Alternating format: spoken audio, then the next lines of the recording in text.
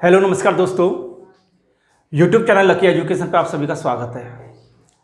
जैसा कि आपको पता है कि हमारी क्लास 12th की जो क्लासें हैं वो चल रही हैं, रेगुलर क्लास चल रही हैं। उस क्लासों के अंतर्गत हम जो पहला टॉपिक है हमारा, और जो पहला टॉपिक है हमारा अलंकार, उस टॉपिक का हम अध्ययन कर रहे हैं। व्यावहारिक व्याकरण एवं रचना के अंतर्गत जो मैंने बताया था आपको कि 16 नंबर की जो अपनी व्यवहारिक व्याकरण एवं रचना है 12th क्लास कंपलसरी में, उसका जो प्रमुख जो मुख्य बिंदु माना जाता, मुख्य टॉपिक जो माना जाता, वो माना जाता है अलंकार। ये टॉपिक एक ऐसा टॉपिक होता है जिसको काव्य शास्त्र में प्रमुखता दी गई है, प्रमुख टॉपिक होता है अलंकार। अलंकार टॉपिक का प्रयोग हिंदी लिटरेचर और हिंदी कंपलसरी दोनों में ये टॉपिक आते हैं करने के लिए। कहने को अलंकार जो टॉपिक है वो बहुत ही विस्तारित टॉपिक होता है। कई प्रकार के अलंकार होते हैं, लेकिन हमारे लिए जो सिलेबस है हमारा 12th क्लास अनिवार्य विषय का, उसमें सिर्फ हमें 8 ही अलंकारों का अध्ययन करना है। अलंकारों को सीमित कर दिया गया उसमें, क्योंकि जो साहित्य के अंतर्गत जो अलंकार होते हैं वो कई प्रकार के अलंकार होते हैं, विस्तारित अलंकार होते हैं। उन अलंकारों में जो हमारे सिलेबस के अकॉर्डिंग क्लास 12th अनिवार्य विषय में हिंदी में जो हमारे 8 ही अलंकार दिए हुए हैं, उन्हीं 8 अलंकारों को हम यहाँ पढ़ेंगे।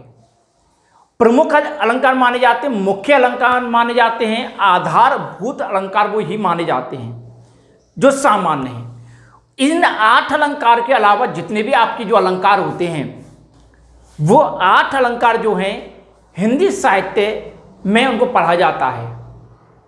इन 8 अलंकारों में हमारे जो हम अलंकारों को पढ़ेंगे वो अनुप्रास अलंकार पहला अलंकार हमारा, दूसरा जो अलंकार है हमारा श्लेष अलंकार, तीसरा जो हमारा अलंकार है यमक अलंकार, चौथा जो अलंकार है उपमा अलंकार, इसके बाद में 5वां जो अलंकार है उत्प्रेक्षा अलंकार, 6वां जो अलंकार है हमारा रूपक अलंकार, 7वां जो अलंकार है हमारा उदाहरण अलंकार, और 8वां अलंकार जो है हमारा वो है मानवीकरण अलंकार। इस प्रकार से हमें हिंदी विषय अनिवार्य में सिर्फ इन्हीं 8 अलंकारों को पढ़ना है। इसके अलावा और भी कई प्रकार के अलंकार हैं, लेकिन हमें उनका अध्ययन नहीं करना है। उनका अध्ययन हम हिंदी लिटरेचर जो विषय होगी आपकी साहित्य है, उसमें उनका अध्ययन करेंगे। यहां पर की जो 8 अलंकार हैं, इन 8 अलंकारों के अंतर्गत मैं आपको बता चुका हूं कि जो पेपर में जो प्रश्न बन के आते हैं अलंकार टॉपिक में से, जो गत पेपर अगर आप देखोगे तो गत पेपर में जो प्रश्न आए हैं और आगामी पेपर में आने की जो भी संभावना रहती है प्रश्न की अलंकारों में, उसमें जो परीक्षक है वो या तो अलंकार की परिभाषा पूछता है कि उत्प्रेक्षा अलंकार किसे कहते हैं, उदाहरण सहित स्पष्ट कीजिए। उस स्थिति में आपको एक अलंकार की परिभाषा आपको याद होनी चाहिए, दूसरी बात, और उसके उदाहरण जो हैं आपको स्पष्ट होने चाहिए। अर्थात आपको इन्हीं अलंकारों में कम से कम 2-2 उदाहरण आपको याद होने चाहिए, जिससे कि पेपर में आए प्रश्न और आप उसको कर सको। अनुप्रास अलंकार किसे कहते हैं, सावधान स्पष्ट कीजिए, या तो ऐसे प्रश्न आता है। दूसरी स्थिति में अनुप्रास अलंकार और श्लेष अलंकार में क्या अंतर है, एक ये प्रश्न बन जाता है। या फिर एक प्रश्न ये बन जाता है कि कोई भी एक दो पंक्तियां देकर के और एग्जामिनर ये पूछ लेता है कि इसमें अलंकार कौन सा है। इस प्रकार से आपके ये जो अलंकार जो टॉपिक है, उस अलंकार टॉपिक में इस प्रकार के प्रश्न पूछे जाते हैं। इन्हीं 8 अलंकारों को हम बहुत ही सरलता से सीधे तरीके से पढ़ेंगे। इनमें अनुप्रास अलंकार के भी प्रकार होते हैं, कई श्लेष अलंकार है इसके भी प्रकार होते हैं, औरों के भी कई कई प्रकार होते हैं। लेकिन अनिवार्य विषय में जो आगामी और गत जो पेपर है उनका आधार देखा जाए तो उसके आधार पर सामान्यतः ही इनमें से ही पूछा जाता है। प्रकारों में से पूछा नहीं जाता है, लेकिन हम यहां पर इसके जो प्रकार हैं उनका भी अध्ययन करेंगे। इस क्लास में पहली जो क्लास हुई थी उसमें मैं आपको अलंकार शब्द की उत्पत्ति कैसे हुई है, अलंकार शब्द है क्या है, कौन अलंकार के बारे में क्या कहता है, इन सभी बातों का मैं विस्तार पूर्वक अपनी गत क्लास में कर चुका था। इससे आगे जो अलंकारों के परिप्रेक्ष्य में जो बातें बताई गई हैं वो हमारे जो 2 महान ऋषि हुए हैं, ग्रंथ ज्ञाता हुए हैं, जिसमें कि एक है आपका भामे और एक है दांडी। जो पाणिनि है उनकी जो बातें थी वो मैं आपको कल बता चुका था। भामे जो है वो अलंकारों के बारे में एक ग्रंथ लिखते हैं जिसका नाम है काव्यालंकार। ये उनका प्रमुख ग्रंथ है काव्यालंकार। भामे जो ऋषि हुए उनके द्वारा लिखा हुआ प्रमुख जो ग्रंथ है वो है काव्यालंकार। प्रमुख ग्रंथ है। कई बार कंपटीशन के एग्जाम की दृष्टि देखा जाए तो कई एग्जामों में ये पूछा गया काव्यालंकार जो है ग्रंथ किसका ग्रंथ है, तो ये किसका है, भामे का ग्रंथ है। इन्होंने इस ग्रंथ के अंतर्गत जो अलंकार संप्रदाय के प्रवर्तक भी माने जाते हैं, कौन माने जाते हैं, आपके भामा। अलंकार एक संप्रदाय चलता है अलग से, उस अलंकार संप्रदाय के अंतर्गत कई प्रकार के अलंकारों का अध्ययन किया जाता है, जिसके जो प्रवर्तक माने जाते हैं, मुख्य माने जाते हैं, वो माने जाते हैं आपके कौन, भामा ऋषि। इन भामे ने जो अपना जो काव्य अलंकार जो ग्रंथ लिखा है, उस काव्य अलंकार ग्रंथ के अंदर वक्रोक्ति अलंकार को उन्होंने श्रेष्ठ अलंकार माना है। अर्थात जो भामे के द्वारा जो लिखा हुआ हमारा प्रमुख ग्रंथ है काव्यालंकार जो ग्रंथ है, उस काव्यालंकार ग्रंथ के अंतर्गत एक वक्रोक्ति जो अलंकार होता है, इस वक्रोक्ति अलंकार को उन्होंने श्रेष्ठ अलंकार माना है।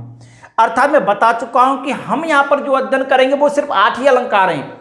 इस 8 अलंकार के बाद भी कई हमारे अलंकार होते हैं, उन अलंकारों का अध्ययन हम यहां नहीं करेंगे। लेकिन जो भामे हैं उन्होंने अपना जो प्रमुख ग्रंथ है इनका काव्यालंकार, उस काव्यालंकार ग्रंथ के अंतर्गत उन्होंने इस वक्रोक्ति अलंकार को सब श्रेष्ठ अलंकारों की तुलना की है।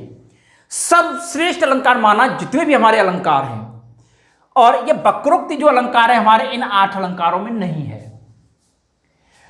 अगर देखा जाए तो भामे ने अपना जो काव्य अलंकार जो ग्रंथ है, उस ग्रंथ में उन्होंने अलंकारों की जो संख्या है 38 मानी है। कितनी मानी है? 38 मानी है। ये जो बातें हैं ये सामान्य बातें हैं जो कि अलंकार टॉपिक में इन अलंकारों को पढ़ने से पहले आपको पता होनी चाहिए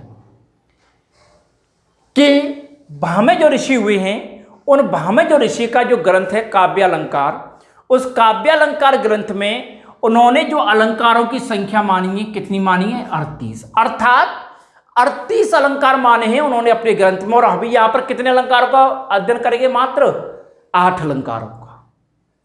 अर्थात इस 8 अलंकारों के बाद भी आपके 30 अलंकार और अलग से होते हैं, जिनको कि भामा ऋषि ने अपने काव्य अलंकार ग्रंथ में बताया है। और इन कुल जब उनके 38 जब उन्होंने अपने अलंकार माने हैं, तो इस 38 अलंकार के अनुसार जो सर्वश्रेष्ठ इन्होंने 38 अलंकार में माना है, प्रमुख अलंकार माना है, वो माना है कौन सा? वक्रोक्ति अलंकार। प्रमुख मुख्य जो अलंकार माना गया है वक्रोक्ति। इन अलंकारों को अगर देखा जाए 38 जो इनके अलंकार हैं, उन 38 अलंकारों में 2 अलंकार तो उन्होंने शब्दालंकार के माने हैं। मैं अभी आपको बताऊंगा कि जो अलंकारों को विस्तारित किया गया वो 3 प्रकार से किया गया है। एक होता है शब्दालंकार, एक होता है अर्थालंकार, और एक अलंकार और मान लिया जाता है जिसे बोलते हैं हम उभय अलंकार। एक कौन सा होता है? शब्दालंकार, एक माना जाता है अर्थालंकार, और एक उभयालंकार। उभयालंकार में प्रमुखता से आपके श्लेष अलंकार आता है, जिसे हम आगे देखेंगे कि जितने भी भामह ऋषि ने अपने ग्रंथ में 38 अलंकार माने हैं, उन 38 अलंकारों में 2 अलंकार तो उनके शब्दालंकार के अंतर्गत आते हैं। मैं सामान्य अर्थ में बता दूं इनका मतलब क्या होता है। शब्दालंकार का मतलब होता है जिन वाक्यों में शब्दों के माध्यम से चमत्कार उत्पन्न हो जाए। जिस काव्य में शब्दों के माध्यम से चमत्कार उत्पन्न हो जाए, परिवर्तन हो जाए, वो शब्दालंकार होते हैं। जिन वाक्यों में या जिन पंक्तियों में, जिस काव्य में अगर अर्थ के माध्यम से चमत्कार उत्पन्न होता है, अर्थात शब्द के माध्यम से नहीं, उसका अर्थ के माध्यम से कुछ परिवर्तन आ रहा है, तो वो अलंकार हमारा अर्थालंकार के अंतर्गत आते हैं। और ऐसे अलंकार जिसमें शब्दों के माध्यम से भी चमत्कार होगा और अर्थ के माध्यम से भी चमत्कार होगा, वो हमारा कौन सा अलंकार आएगा? उभयालंकार। तो जो भामह ऋषि हुए, भामह ऋषि का जो प्रमुख ग्रंथ है हमारा काव्यालंकार जो ग्रंथ है, उस काव्यालंकार ग्रंथ के अंतर्गत उन्होंने जो 38 हमारे अलंकार माने हैं, उस 38 अलंकारों में सर्वश्रेष्ठ जो अलंकार माना गया उन्होंने वक्रोक्ति अलंकार माना है। और इस वक्रोक्ति अलंकार के अंतर्गत हमारा जो प्रमुख अलंकार जो माना जाता है, वो प्रमुख अलंकार जो माना जाता है उसमें से 2 उनके शब्दालंकार और 2 उनके अर्थालंकार हैं। शब्दालंकारों के अंतर्गत 2 अलंकार है और अर्थालंकार के अंतर्गत उनके 36 अलंकार माने गए हैं। इस प्रकार के उनके कुल जो अलंकार होते हैं वो 38 अलंकार होते हैं। अलंकारों की संख्या में जो 38 अलंकार है, 38 अलंकारों में 2 अलंकार शब्दालंकार के अंतर्गत आएंगे और 36 जो उनके अलंकार 36 अर्थालंकार के अंतर्गत है। इस प्रकार से उनके जो कुल अलंकार माने जाते हैं वो अलंकार है 38, जिसमें बता चुका हूं सर्वश्रेष्ठ अलंकार कौन सा है? वक्रोक्ति अलंकार है। यह वक्रोक्ति अलंकार अर्थालंकार के अंतर्गत आता है। इसी के अनुसार एक दूसरे ऋषि और वे हैं हमारे, उनका नाम है दांडी ऋषि। दांडी ऋषि ये भी बहुत महान ऋषि हुए हैं, ग्रंथ ज्ञाता हुए हैं। इन ऋषि ने का जो प्रमुख ग्रंथ है वो है काव्यादर्श। कौन सा? काव्यादर्श। इन्होंने जो प्रमुख ग्रंथ लिखा है अपना, वो ग्रंथ है हमारा कौन सा? काव्यादर्श। इन्होंने काव्यादर्श जो ग्रंथ लिखा है, उस काव्यादर्श ग्रंथ में एक बात बताई है। उस बात कौन सी है कि काव्य शोभा करान धर्मान अलंकार प्रचक्षते। काव्य शोभा करान धर्मान अलंकारान प्रचक्षते, अर्थात इन्होंने ये जो पंक्ति दी है अपने इस ग्रंथ में दी है जिसका नाम है काव्यादर्श। इस पंक्ति का जो अर्थ है वो है कि अर्थात काव्य की शोभा बढ़ाने या करने वाले गुणधर्म अलंकार कहलाते हैं। क्या होता? काव्य, काव्य शोभा करान, अर्थात काव्य की शोभा कराने वाले धर्मान धर्म गुण अलंकार प्रचक्षते अलंकार कहलाते हैं। इन्होंने अपनी ग्रंथ काव्यादर्श में इस पंक्ति को माध्यम से ये बताया है कि जो काव्य की शोभा बढ़ाते हैं, सुंदरता बढ़ाते हैं, उसके औचित्य को बढ़ाते हैं, ऐसे बढ़ाने वाले जो गुण धर्म होते हैं वो हमारे सभी क्या कहलाते हैं? अलंकार के अंतर्गत आते हैं। प्रमुख पंक्ति है काव्य शोभा करान धर्मान अलंकार प्रचक्षते।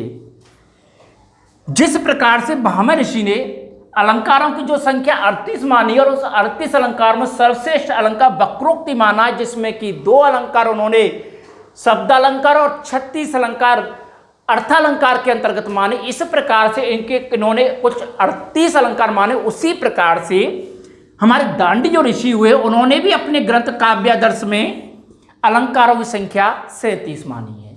अर्थात भामे ने जो मानी है संख्या वो 38 मानी है, और उनसे एक कम जो संख्या मानी है किसने मानी है? हमारी दांडी ऋषि ने मानी है। दांडी ऋषि ने जो मानी है, जिस प्रकार से उन्होंने 2 शब्द अलंकार माने हैं उसी प्रकार इन्होंने भी 2 शब्द अलंकार माने हैं, और इन्होंने 35 अर्थालंकारों को माना है।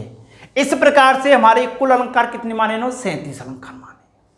और हम यहां जो अध्ययन करेंगे अलंकारों का, वो 8 ही अलंकारों का अध्ययन करेंगे। इन्होंने जिस प्रकार से इन्होंने जो सर्वश्रेष्ठ अलंकार माना है वो माना वक्रोक्ति अलंकार। वक्रोक्ति अलंकार मैं बता चुका हूं अर्थालंकार के अंतर्गत आता है आपका, जिसमें कि अर्थ, काव्य में अर्थ के माध्यम से चमत्कार उत्पन्न होता है। उसी प्रकार से दांडी जो ऋषि हुए उन्होंने अपना जो सर्वश्रेष्ठ जो ग्रंथ है काव्यादर्श में, और सर्वश्रेष्ठ जो अलंकार माना है वह अलंकार है अतिशयोक्ति अलंकार। अतिशयोक्ति अलंकार, अतिशयोक्ति अलंकार की पंक्तियां आपको सेनापति सर्वाधिक प्रमुखता से इसका वर्णन करते हैं। हमारे बिहारी ऋषि हुए हैं, कभी बिहारी प्रमुखता से प्रयोग करते हैं। अतिशयोक्ति का मतलब ये है कि अतिशयोक्ति बढ़ा चढ़ा करके, अर्थात ये अलंकार एक ऐसा अलंकार होता है जिसमें कि बातों को बढ़ा चढ़ा करके प्रस्तुत किया जाता है, वह अतिशयोक्ति अलंकार होता है। सेनापति में छत्रसाल और शिवाजी की जो सेना होती है, उस छत्रपाल और शिवाजी की सेना की विशालता के बारे में बढ़ा चढ़ा करके बातें प्रस्तुत की गई हैं, वो तुम्हारी सभी अतिशयोक्ति अलंकार के उदाहरण के अंतर्गत आती हैं। अतिशयोक्ति अलंकार एक ऐसा अलंकार होता है जिसमें कि छोटी सी बात को बड़ा बढ़ा चढ़ा करके प्रस्तुत कर दिया जाता है, तथा जो सभी अलंकार है उन सभी अलंकारों के मूल में प्रमुखता से उन्होंने माना है वो माना है श्लेष अलंकार। मैं बता चुका हूं जो हमारे अलंकार सामान्य तो होते हैं वो शब्दालंकार अर्थालंकार के अंतर्गत आते हैं, लेकिन कई जो ज्ञाता है वो एक उभयालंकार भी मानते हैं। उस उभयालंकार के अंतर्गत शब्दों के और अर्थ के दोनों के माध्यम से चमत्कार होता है, और ये श्लेष जो अलंकार होता है हमारा, वो श्लेष अलंकार उभयालंकार के अंतर्गत मान लिया जाता है। इस प्रकार से हमारा ये जो अलंकार जो टॉपिक है उसमें अलंकारों की जो सामान्य विशेषताएं, कुछ प्रमुख बातें जो हैं, सामान्य बातें हैं, और 2 जो ऋषि हैं, एक पाणिनि जो ऋषि है वो मैं कल करा चुका हूं, और जो भामे ऋषि जो हैं, दांडी जो ऋषि हैं, इनकी क्या क्या विशेषताएं हैं इनका हम यहाँ पर अध्ययन कर चुके हैं। आगामी क्लास में हम यहाँ से आगे अलंकार की परिभाषा, अलंकारों को किस प्रकार बांटा गया है, हमारे सिलेबस में जो हमारे 8 अलंकार दिए हुए हैं उन अलंकारों का एक एक करके हम अध्ययन करते हुए चले जाएंगे। आप इन अलंकारों को यहाँ तक जो लिखा दिया गया है इसे आप अपनी नोटबुक में लिख लेंगे, और आगामी क्लास में कल हम परिभाषा, इनके प्रकारों का अध्ययन करेंगे। जय हिंद, जय भारत, धन्यवाद।